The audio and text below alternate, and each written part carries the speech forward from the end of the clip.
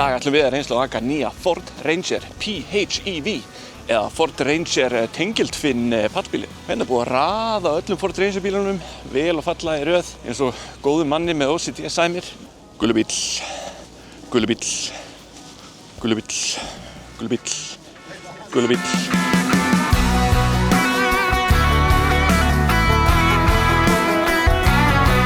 Þannig bíl líka hægt að nota sem rafstöð út af því að ef þú ert smiður til dæmis þá getur þú tekið með þér saugina, stungið inn í samband, sagað allan daginn.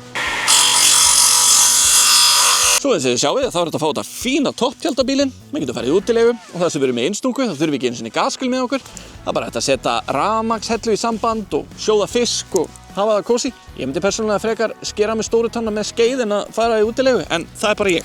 Nýji Ford Ranger PHEV, hann kemur í 3 útgáfum. Það er þessi blái hérna með borðsauðina, það er Ford Ranger PHEV XLT og er það alveg grunnútgáfan.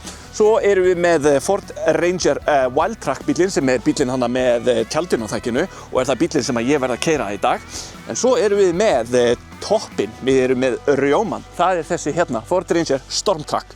Hann er með alveg sömu afkastatölur og hinir bílarnir, en það sem hann hefur eru dekkri öðruvísi afturljós, sama með framljósin og svo kemur hann með þessari hérna veltigrind. Þannig að það er hægt að setja timbur upp á þakið, planka. Ef þetta fara að slá út móti eða eitthvað svo leiðis að þá er þessi bíl tilvalinn. Þá er komið að því að prófa þennan bíl utanvegar. Þannig að ég þarf að ferja smá dót niður að á eða að einhverjum hólum og möl og eitthvað svo leiðis. Og til þess notum við auðvitað pallinn. Það ætti að vera til allavega einn pallbíl á hverju heimili í landinu. Það er eitthvað við það að geta hent draslinni þínu bara beint í pallinn. Svo maður líka að taka nestið sitt með. Svo er pallurinn líka með lok en það er afstýrt og það gerum við hérna innan.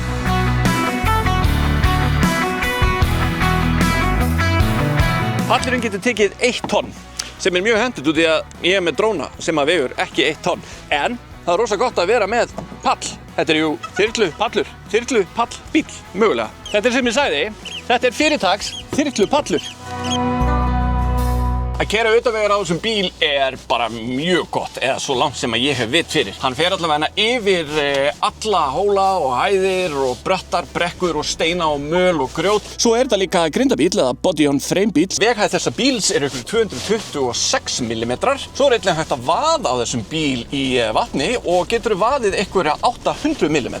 Þessi bíl kemur með 3 mismunandi fjórhjóladrifsstillingar. Ég er bara með hann í fjórhjóladrifs auto og læt bílinn ákvarða það sjálfur hvernig hann stjórnar fjórhjóladrifinu, en þú getur líka sett hann í fjórhjóladrifið með lágu drifi og læst drifinu á aftan ef að þú ert búinn að koma þér út í einhverjar ógöngur sem þú varst ekki búinn að reikna með.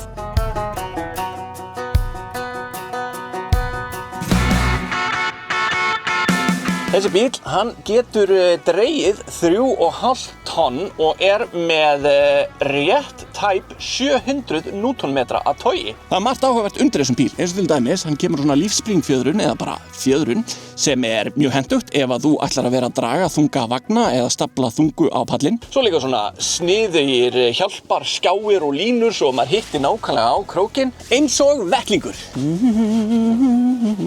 Svo þegar maður er að bakka bílnum með kerruna aftur í, að þá getur þú fengið bílinn til að gera það meir og minna sjálfur, eða svona cirka 80%.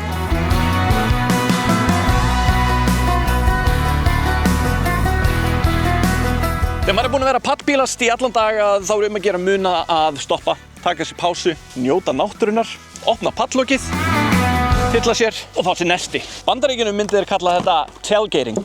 Þeir væru reyndar búin að koma fyrir grilli og kjöti og pulsum og þeir væru sennilega með bjór.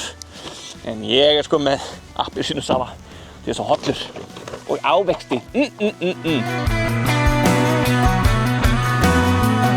Eini munurinn á þessum Ford Ranger tengiltvinnbíl og Ford Ranger dísilbílnum er sá að fram í undir húti á þessum tengiltvinnbíl þá finnur þú 2,3 lítra 4 silindra bensínvél með einni túrbínu. Svo ertu með rafhlöðu undir pallinum á aftan. Ef þú kúplar saman bensín og rafmagn á þessum bíl þá skilar hann einhverjum 278 hestöflum og hann skilar einnig 697 Newtonmetra að togi.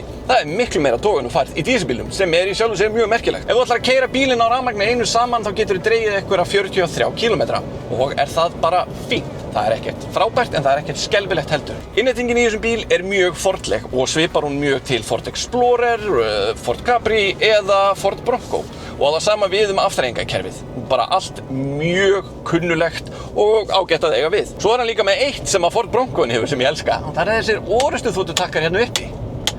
Þessa takkar getur þú tengt kastara eða spil eða eitthvað annað sem þú getur þurft að kveikja eða slökkva á.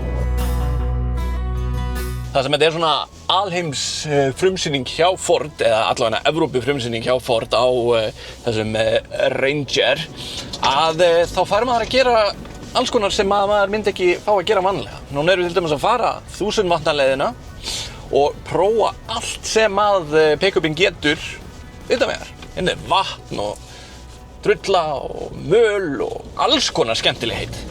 En við ekki hérna, það mjög fallegt hérna. Það hægt að prófa pallbíla á verri stað en þetta. Ég skal gefa þeim það.